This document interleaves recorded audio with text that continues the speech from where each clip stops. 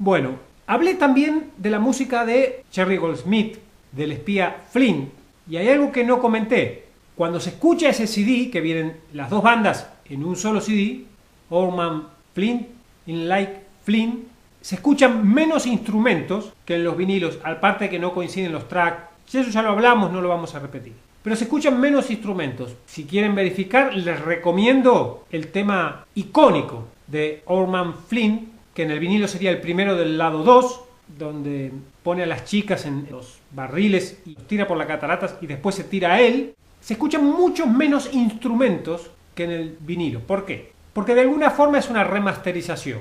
¿Y qué es una remasterización? Esto ya da para hacer otro video, ¿no? Remasterización no es que ecualizan el disco o algo así, no. Eso sería una ecualización. Remasterización significa que vuelven a generar el máster. ¿Cómo vuelven a generar? ¿Lo vuelven a grabar? Generar el máster significa mezclar las pistas.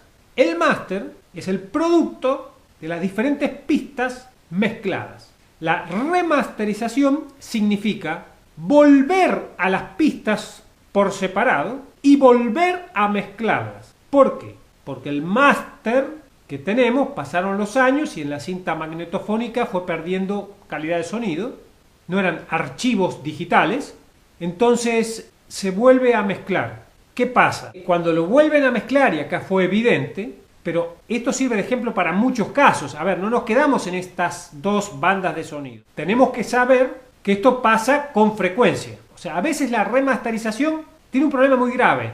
Generalmente se escucha mejor, porque la volvieron a hacer, y con más tecnología. Las remasterizaciones suelen tener dos contras. La primera es que el que lo remasteriza por ahí no estuvo en la época o no era fanático de esa pista, de esa banda sonora, lo que sea. Entonces, el criterio que utiliza para la mezcla es un criterio muy visto de afuera. No entiende que la cuarta flauta es algo realmente importante en esa banda sonora. O sea, arma de oído, por más que sepa, si no está empapado sobre el original, ya sea porque es fanático o ya sea porque participó en su momento, probablemente haya cosas que no entienda, códigos que no va a comprender. Entonces ahí puede cometer un error, poner más alto un grupo de cuerdas de flotación que otro, porque no entiende que es prioritario que sea este y no este el grupo que tiene que sonar un poquitito más fuerte.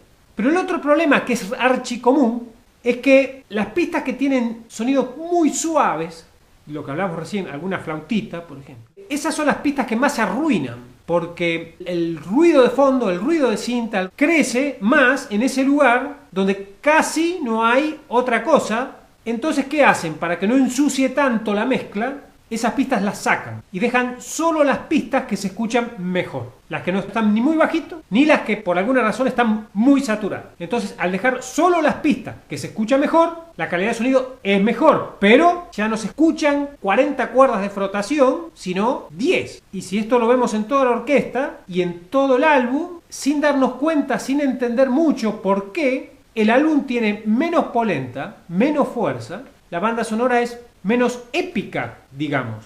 Y esto es algo que teníamos que decir y no había dicho en aquel tercer video de banda sonora.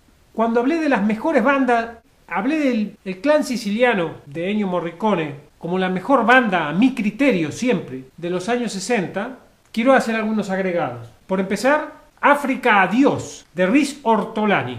Atención con esto, África Adiós de Riz Ortolani es una obra maestra, que los temas incidentales son espectacularmente buenísimos y los temas melódicos son buenísimos. Tiene un tema de X momento hasta el final, no empieza así, pero de X momento, es lo más dramático melódicamente que he escuchado en mi vida. Y no creo que vaya a escuchar algo más dramático que eso, melódicamente hablando. Es una banda de la que todo el mundo ha robado algo, alguna idea, algún estilo, hasta el mismo genial ídolo absoluto Stelvio Cipriani se ha inspirado en algo de esta banda sonora para su Tentacoli. Yo, si tengo que decir de los años 60, para mí las tres mejores bandas son el Clan Siciliano, África Adiós y Solo se vive dos veces de John Barry, pero aunque el tema principal vocal es muy bueno, es excelente, temas excelentes ya sabemos que hay muchos, la anoto por el resto de la banda sonora. En el caso de Thunderball, me parece que el tema vocal es el mejor tema de la historia de James Bond, vocal. Lo que pasa que, claro, es muy difícil comparar, ¿no? Porque van pasando los años, cambian los compositores, los estilos.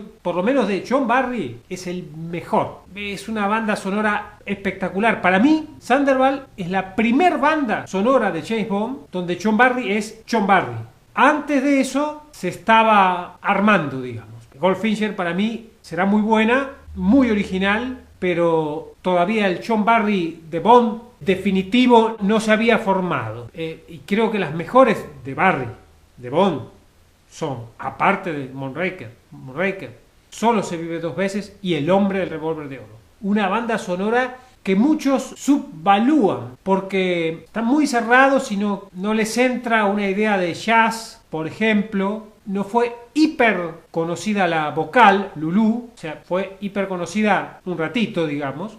O sea, hay varios factores. Hay uno también que es la primer banda de Bond, donde las cuerdas de frotación hacen lo que en todas las anteriores hacía bajo y guitarra.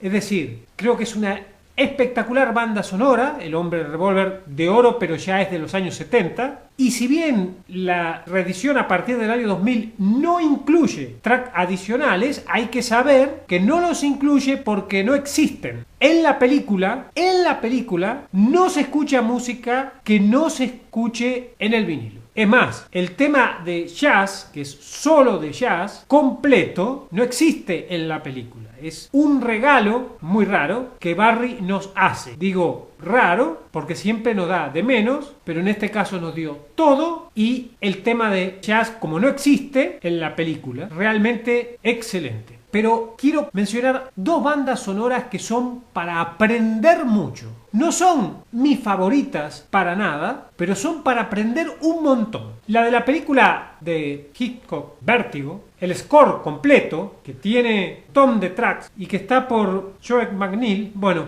es música incidental, de pe a pa, pero realmente enseña muchísimo sobre la música incidental. Como música estrictamente incidental, y sí, ahí sí está entre mis favoritos.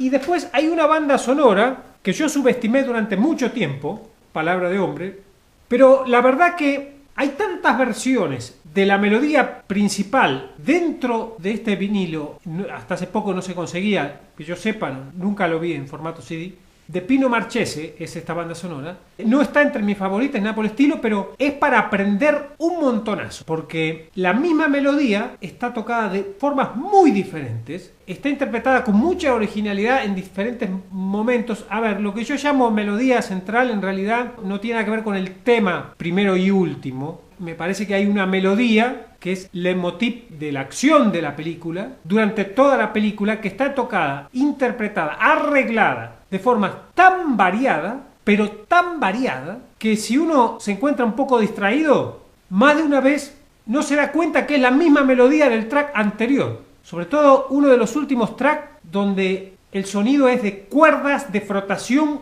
muy agudas, un track muy lento, donde el ritmo es implícito. Las primeras veces que escuché ese track no me cayó la ficha que era la misma melodía que unos tracks antes. Estaba en una versión de boliche, una versión que, a ver, como tema de boliche, ahí sí, ese track como tema de boliche para una película, vamos a los años 80, o sea, ubiquémonos siempre en el contexto porque si no, chocamos. Como tema de boliche para una película de los años 80, ahí sí, ese track, lo mejor que escuché en mi vida, lo mejor. Tiene una polenta inaudita en este producto que, insisto, no está entre mis favoritos, pero que enseña sobre orquestación, sobre climas. Algo que quería recomendar, como no recomiendo la primera banda sonora de Hellraiser, vayan directamente a la segunda, que es una obra maestra de la música incidental, pero hay que ir directamente, en mi opinión, siempre es mi opinión, a la segunda, a Hellraiser 2, que es de Christopher Young, igual que la primera.